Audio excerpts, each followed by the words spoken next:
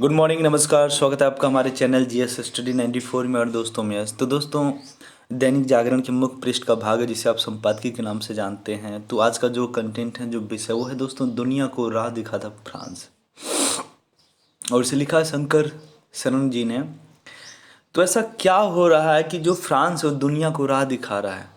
ऐसी कौन सी नई पॉलिसी इम्प्लीमेंट हो रही है जिसका कई अन्य देश अनुसरण कर रहे हैं? या फिर आप कह सकते हैं कि जो भी कट्टरता बढ़ रही है उस पर लगाम लगाने के लिए आखिर कौन कौन सी नीति बना रहा है और अपने देश में एग्जीक्यूट कर रहा है फ्रांस? तो उसके बारे में आज हम विचार विमर्श करेंगे। यहाँ पे लिखा है, फ्रांसीसी संसद ने हाल ही में गणतांत्रिक मूल्यों को सशक्त करने का विधेयक पारित किया है। इसका उद्देश्य आम मुसलमानों को रेडिकल यानी चरमपंथी इस्लाम से दूर रखना है। इसमें मस्जिदों को बाहरी धन लेने से रोकना, मुस्लिम बच्चों को भूमिगत इस्लामी प्रशिक्षण स्थलों में भेजने से रोकना, डॉक्टरों द्वारा मुस्लिम लड़कियों को कुंवारी होने का प्रमाण देने पर रोक लगाने जैसे प्राविधान है। तो दोस्तों, मुझे लगता है इस पर किसी भी जो सच्चा मुसलमान है, किसी प्रकार का आपत्ति नहीं होना चाहिए। क्योंकि देखिए, गलत है। आज भी कई जगहों पे, स्पेशली कई कंट्रीज़ में, और कई जो मंद बुद्धि के जो मुसलमान हैं, उनका क्या है ना कि जब वो कभी किसी कन्या से विवाह करते हैं तो पहले वो डॉक्टर के माध्यम से वो यह स्पष्ट कराते हैं कि लड़की कुंवारी है या नहीं है।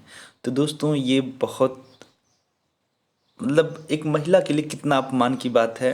तो इन सब चीज़ों पर रोक लगेगा। उसके बाद जो बड़े बड़े संस्थान हैं मुस्लिमों के, उनमें क्या होगा दोस्तों, बाहरी देशों से, बाहरी संगठनों से पैसा नहीं दिया जाएगा। क्योंकि कई बार ऐसा होता है दोस्तों, हवाले का पैसा उसी के माध्यम से वाइट कर दिया जाता है। और जो लोग अपने बच्चों को, जो मुसलमान होते हैं, अपने बच्चों को दूर दराज भेज देते हैं, जंगलों में भेज देते हैं शिक्षा के लिए। तो अब ये सब नहीं होगा। जैसे फ्रांस के अन्य बच्चे स्कूली शिक्षा ले रहे हैं, वैसे वहाँ के मुसलमान के बच्चे भी शिक्षा लेंगे। वो बस ये सोचते हैं जो रेडिकलाइजेशन है, जो चरमपंथी है, वो कम हो उनके देश में। सॉरी। आपको याद होगा दोस्तों, फ्रांस वही देश है, कुछ साल पहले साली अब्दो नाम का एक पत्रकार था जिसने एक कार्टून के माध्यम से पैगंबर जी को संबोधित किया था। उसके बाद उनके ऊपर कितनी गोलियां चलाई गई थी आपको पता होगा। तो कई बार ऐसे तमाम तरह के हिंसा से पीड़ित रह चुका है फ्रांस जैसा देश। इसलिए वो अपने देश में एक नया कानून बना रहा है कि हमारे देश में चरमपंथी ना हो, हमारे देश में मुसलमानों को किसी अन्य बाहरी संगठनों, बाहरी देशों, बाहरी ताकतों के द्वारा उन्हें उग्र न बनाया जाए। उस पर काफ़ी ध्यान रखा जा रहा है। क्या करें, सर्दी हो गई है, सॉरी। पाकिस्तानी प्रधानमंत्री इमरान खान ने इसे इस्लाम पर हमला करार दिया है। वहां फ्रांसीसी राष्ट्रपति इमैनुअल मैक्रों के पुतले जलाए गए। इस बीच अहम सवाल यही है कि क्या राज्य या सरकार जिहादियों और अन्य पक्षों के बीच तटस्थ बने रहें? तो क्यों नहीं करना चाहिए, मुझे नहीं समझ में आ रहा है। कोई कुंवारी लड़कियों का टेस्ट करता हो, उस पर कानून नहीं बनना चाहिए? ये तो बहुत ही शर्म अपमान की बात है कि महिलाओं को दोयम दर्जे का समझा जा रहा है। महिलाओं को एक उत्पाद की भांति इस्तेमाल किया जा रहा है। क्या महिलाओं का अधिकार नहीं है? क्या संविधान में उनके लिए अलग से राइट्स की बात नहीं की गई है? तो ये है राइट जो 1400 ईस्वी की बनी हुई है रूढ़िवादिता की चीज़ें, क्या वो नहीं खत्म होनी चाहिए? यदि राज्य निर्विकार हो जाए तो संविधान को अंगूठा दिखाते हुए इस्लामवादी पूरे देश को शरीयत से चलने पर विवश करेंगे। यूरोप में कई स्थानों पर यह दिखने भी लगा है कि केवल मुस्लिम देश ही नहीं, लोकतांत्रिक देशों में भी मुस्लिम दबदबे वाले इलाकों में अन्य धर्मों के त्यौहार मनाने से रोका जाता है। हर कहीं शरीयत थोपने की जिद राजनीति है। किंतु मैक्रो के अनुसार इस्लाम पर बहस में हम प्राय किंतु परंतु करने लगते हैं। हर आतंकी हमले के बाद यही होता है। फ्रांसीसी अवधारणा लॉयसिटी यानी सेकुलर नीति पर गलतफहमी भी उसका उदाहरण है। इसके तहत वहाँ किसी भी धर्म की आलोचना और खिल्ली उड़ाने तक का अधिकार है। फ्रांस में चर्च के वर्चस्व के प्रतिरोध में ही यह अवधारणा उत्पन्न हुई थी। उसी के बाद वहाँ तर्क विज्ञान और स्वतंत्रता का विकास हुआ। फ्रांसीसी पत्रिका साली अब्दो ने मोहम्मद साहब के कार्टून छापने के दशकों पहले से ईसा मसीह के असंख्य कार्टून भी प्रकाशित किए हैं। आपने देखा होगा कि दोस्तों कि जो कार्टूनिस्ट होते हैं वो कार्टून के माध्यम से अभिव्यक्ति करते हैं, ठीक है, विचारों को एक तरह से एक जगह से दूसरे जगह तक गमन करते हैं। पर दोस्तों उनको इतना तक रास नहीं आया और उन्होंने छलनी छलनी कर दिया। वस्तुतः ऐसे मुसलमान भी हैं जो इस्लाम की आलोचना करना चाहते हैं, परंतु उन्हें भी भय से मौन रहना पड़ता है। आज 80% फ्रांसीसी मानते हैं कि उन पर खतरा है। गत वर्ष एक शिक्षक शैमुअल पैटी की गला काटकर हत्या हुई, उसी क्रम में है। किसी प्रतिवाद के लिए न्यायालय जाने के बजाय आज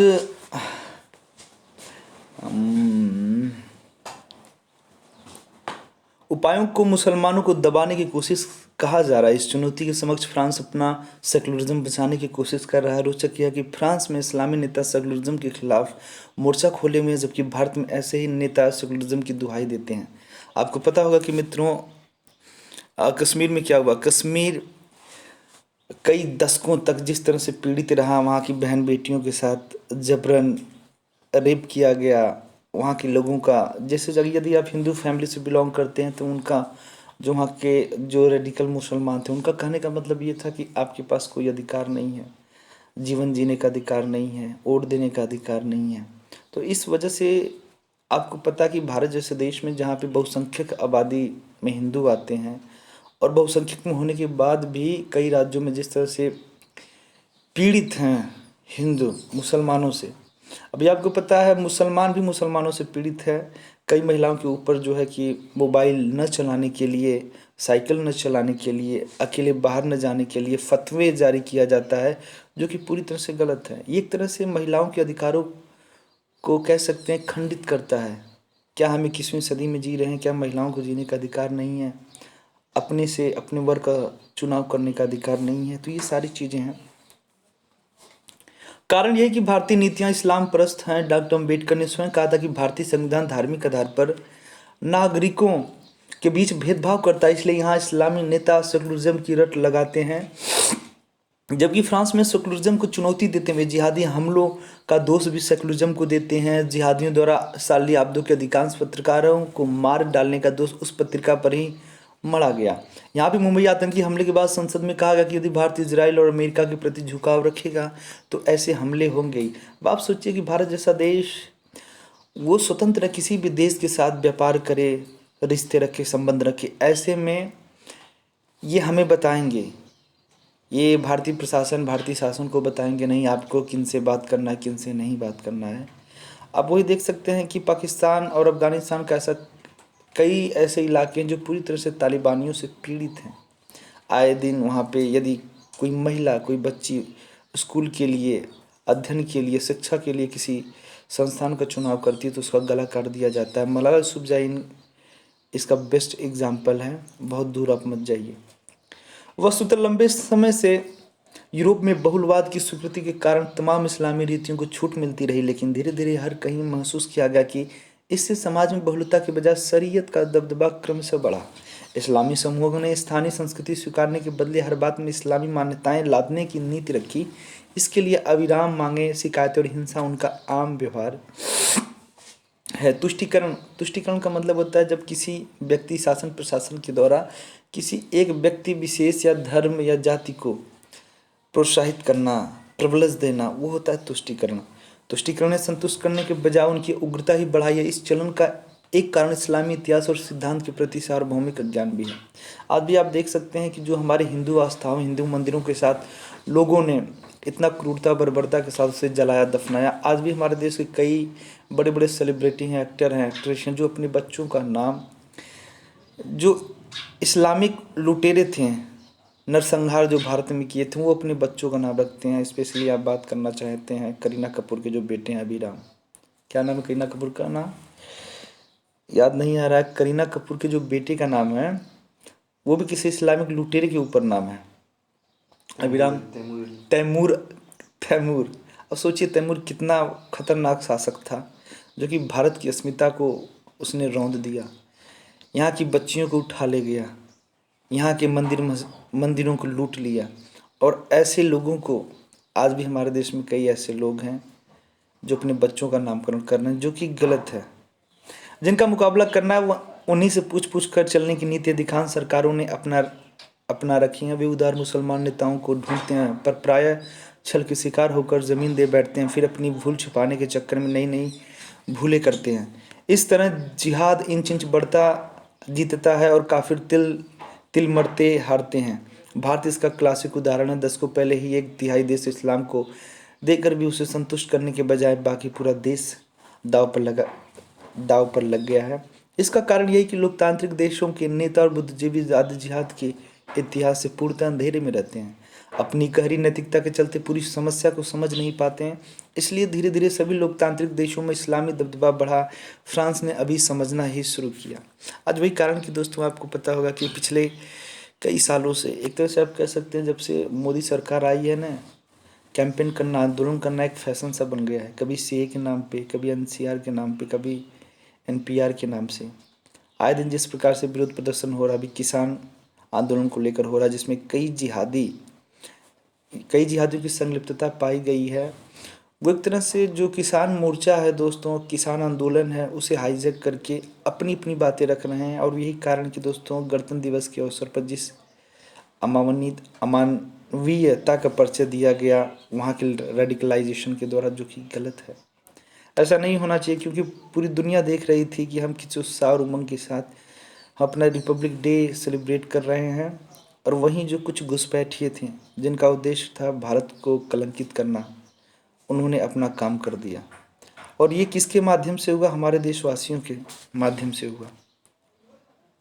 देश में मिलजुल कर नहीं रहना चाहता लिबरल बुद्धिजीवी फ्रांस में मुसलमानों को निशाना बनाने की शिकायत करते हैं, जबकि विपरीत निशाने को नज़रअंदाज करते हैं। आखिर जितने मुसलमान किसी यूरोपीय देश या अमेरिका में हो, उतने ही प्रतिशत हिंदू या बौद्ध भी हैं, किंतु ये किसी देश में कभी समस्या नहीं बनते। हर कहीं राजनीतिक इस्लाम दूसरों को निशाना बनाता है। एक चीज़ आप बताइए, यदि मैं इराक की बात करूँ, ईरान की बात करूँ, तो वहाँ पे क्या हिंदू हैं? फिर ये किससे लड़ रहे हैं? सीरिया में किससे लड़ रहे हैं? ये मुसलमान जहाँ भी हैं दोस्तों, आपस में अपने प्रतिस्पर्धा के चक्कर में एक दूसरे से लड़ रहे हैं, जो कि पूरे अंतर्राष्ट्रीय बिरादरी के लिए बहुत बड़ा खतरा है। वस्तु स्थिति यही है कि हर एक गैर मुस्लिम देश में अधिकांश मुस्लिम नेता अलगाववादी भावना से चलते हैं। वे पूरे देश पर नियंत्रण या उसे तोड़ने की कोशिश करते हैं। राष्ट्रीय कानूनों की अवहेलना कर शरीयत की मांग उसी का अंग है। यह धर्म नहीं, राजनीति है। निसंदेह मुसलमानों के विरुद्ध आम संदेह अनुचित है कि, किंतु इसे खत्म करने में मुसलमानों की भी जिम्मेदारी है। पहले इन्हें इस्लाम की घोषित काफिर घृणा को सचमुच बंद करना होगा। इस्लामोफोबिया की शिकायत झूठी है, क्योंकि खुद मुसलमान भी स्वतंत्रता पूर्वक उसके बारे में बोलने से डरते हैं। तमाम इस्लामी नेता धमकी की भाषा बोलते हैं। सेकुलरिज्म एक तरफा नहीं चल सकता। फ्रांस में लाइसिटी और इस्लाम की कसमकस इसी बात पर आज नहीं तो कल इस्लाम की इस मूल टेक को खंडित करना ही होगा कि उसे पूरी दुनिया पर शासन का अधिकार है। इसके बाद ही समान सजीवन का रास्ता खुलेगा। तो दोस्तों, इस लेख के माध्यम से किसी मुसलमानों को क्रिटिसाइज करने का मतलब नहीं है। हर उस मुसलमान के ऊपर ये आघात होगा जो रेडिकलाइजेशन की बात करते हैं, जो महिलाओं के सुरक्षा और अधिकार की बात नहीं करते हैं, जो महिलाओं को दोयम दर्जे का समझते हैं, जो महिलाओं को संस्थानों में प्रवेश करने के लिए रोकते हैं। ऐसी तमाम तरह की चीज़ें हैं, फतवा जारी करने की बात करते हैं, उनके लिए है। तो आज के लिए इतना ही। नमस्कार, धन्यवाद।